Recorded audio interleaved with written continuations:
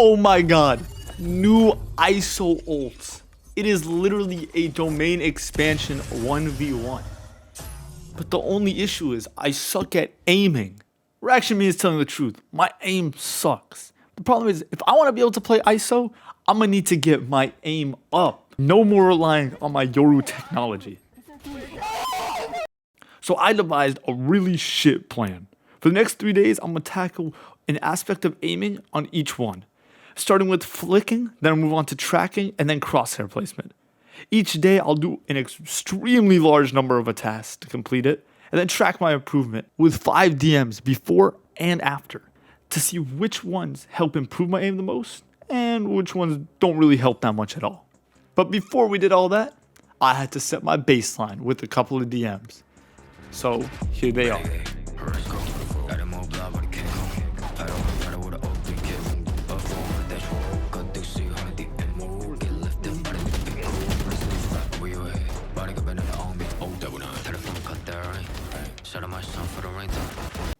Oh, you thought the edit would continue?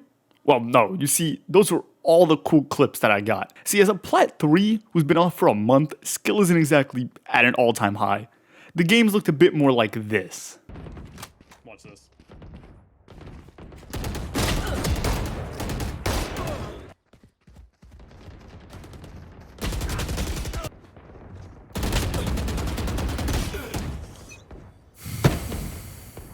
This brings me to my first practice. For flicking, I will be doing 100 hard mode bots. Not the pinnacle of good ideas, but I went anyway.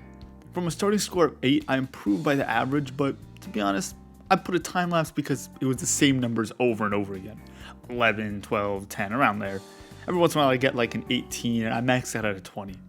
But after the initial warm up, I felt no different. But what would the numbers say? It says I still suck.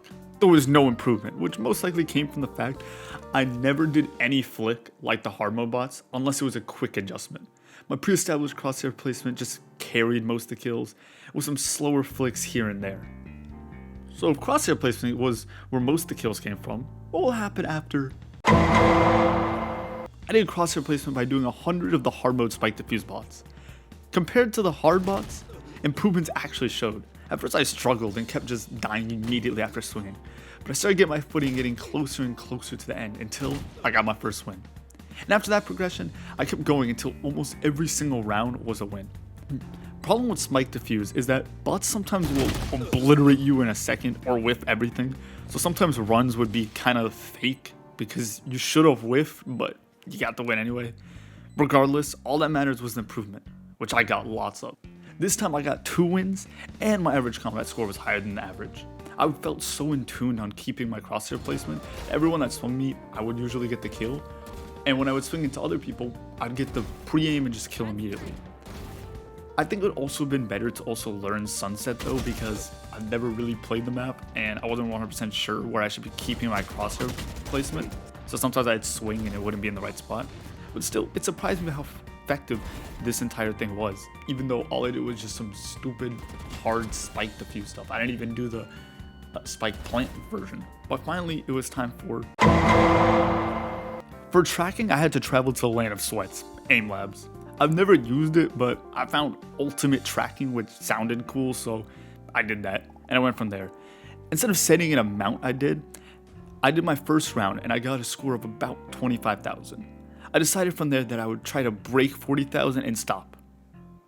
Like crosshair placement, I saw improvement the whole time, but it had more of a large increase than to a flat increase. Probably from the curve of getting used to aim labs, and then from there, a small improvement of adjusting. Even with that, I got in around 50 attempts. But now it was finally time to see it in action. And to my surprise, it actually improved the most. At first I thought I just got really unlucky with bot lobbies, since at first glance tracking felt kind of pointless besides for spraying on oblivious targets. But with more analysis I saw that it helped with much more. Although I picked on small things like smoother flicks and movement, what seemed to help the most was tracking people that were swinging. See, in like Valorant you get a big disadvantage holding angles, since if you miss, you have to reset your crosshair and by then you're usually already dead.